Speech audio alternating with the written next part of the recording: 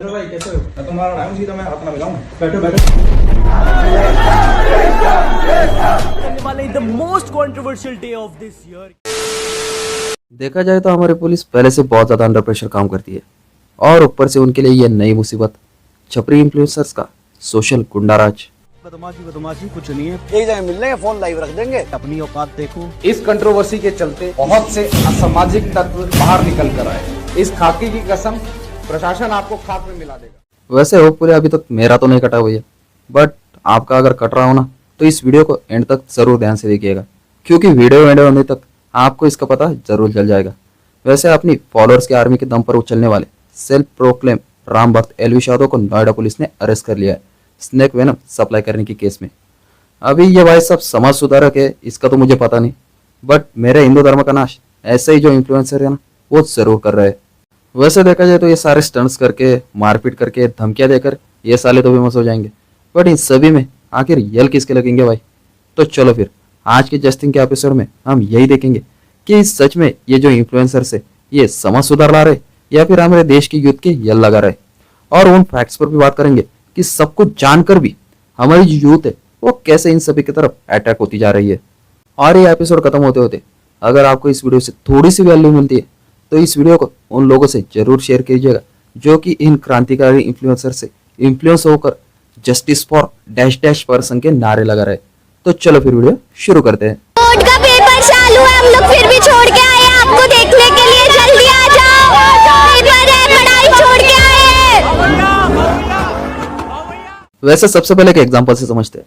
बचपन में हम WWE देखा करते थे जिसमें दो लोगों के बीच मैच होती थी, कभी रॉयल रंबल कभी ग्रुप मैच वगैरह होती थी। अंडरटेकर मरकर जिंदा हो जाता था, पता था मरने वाला इंसान कभी जिंदा होता नहीं, और कभी कभार ट्रिपल एच जो है वो सर पर हथौड़ा मार देता था। सभी चीजें फेक थी लेकिन रियलिटी में अगर देखें तो बहुत ज्यादा इंटरेस्टिंग लगती थी, और तब के वक्त हम इन सारी चीजों को ना एक असलियत समझा करते थे। वैसे इसी एग्जाम्पल को अगर आज की सिचुएशन से अगर हम अप्लाई करें तो हमें इंस्टाग्राम यूट्यूब और सोशल मीडिया का कोई भी ऐप हो, इन सभी पर ऐसे जो झगड़े वगैरह मतलब ये इंटरेस्टिंग चीजें देखने को मिल रही है।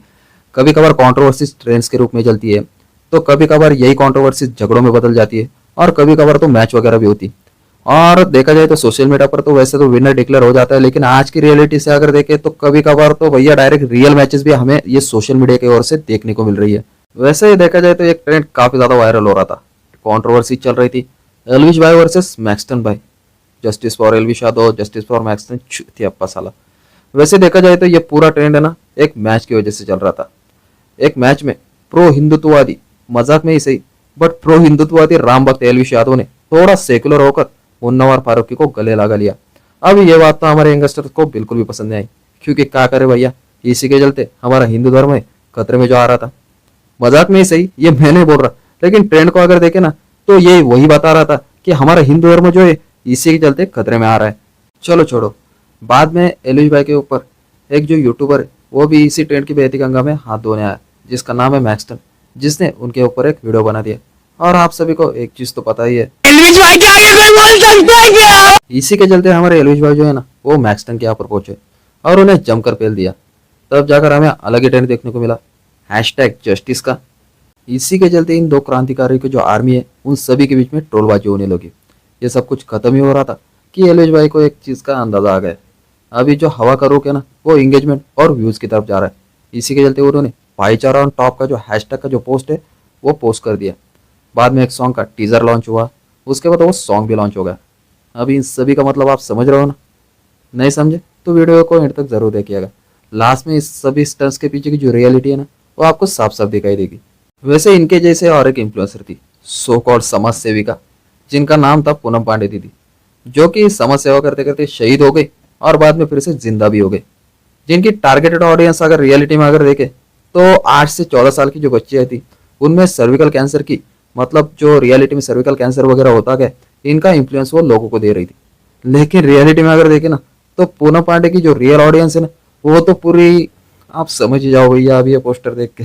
लेकिन क्या करे भैया, हमें तब भी सीखने मिली। हमें ध्रुव राठी जैसे यूट्यूबर को बायकॉट करना है और एल्विश भाई जैसे जो यूट्यूबर है उन्हें जस्टिस दिलाना है। कुत्ते की दुम जो ठहरे भैया, नल्ली में भी डाल लो टेढ़ी की टेढ़ी ही रहेगी। बात तो सही है।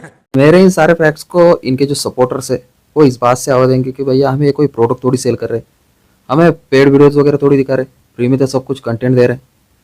जिंदगी जीते जीते एक चीज़ तो समझ में आ गई, आज के हिसाब से अगर हम देखें तो पैसा ही सब कुछ होता है और पैसा कमाने के लिए टाइम देना पड़ता है।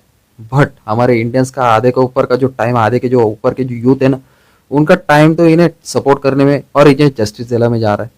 आपके टाइम से ये तो पैसा बना रहे, आप क्या कर रहे हो भैया, ये तो आप ही समझ लीजिए। वैसे लास्ट में बात करते हैं एलिश भैया के स्टंट्स की। एलिश भैया का सॉन्ग लॉन्च होने वाला था, अभी उसे प्रमोट भी तो करना था। इंडिया में तो भैया एक ही ट्रेंड चलता है कंट्रोवर्सी का। सो कंट्रोवर्सी क्रिएट कर दी, सॉन्ग का प्रमोशन होगा और अभी उसका रिजल्ट क्या है ये आप सभी को पता है।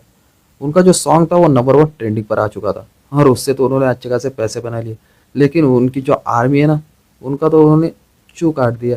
देखा जाए तो इन सभी सारे अगर इन्फ्लुएंसर की अगर बात करें तो कोई भी बड़ा इन्फ्लुएंसर हो, वो कंट्रोवर्सी क्रिएट करता हो, कुछ भी करता हो, लेकिन देखा जाए तो कोई भी धर्म हो, हिंदू हो, मुस्लिम हो, किसी भी मतलब जात का धर्म का कोई भी इन्फ्लुएंसर हो, अपने जाति का नाम लेकर, अपने धर्म का नाम लेकर आप इस सभी लोगों को अगर इन्फ्लुएंस कर रहे हैं भैया, तो वो धर्म का प्रसार का तो पता नहीं भैया, लेकिन उस धर्म का नाश करने का काम जरूर कर रहा है। वैसे ये वीडियो तो खत्म होने वाला है, अभी ये आप पे डिपेंड करता है कि इस वीडियो के नेक्स्ट में आपको ध्रुव राठी, देशभक्त या फिर गौरव ठाकुर जैसे अच्छे इन्फ्लुएंसर की वीडियो देखनी या फिर ऐसे क्रांतिकारियों की वीडियोस वगैरह देखनी, ये तो अभी आप पर डिपेंड करता है। मैं तो जा रहा हूँ भैया ध्रुव राठी की लेटेस्ट वीडियो देखने। And thanks for watching.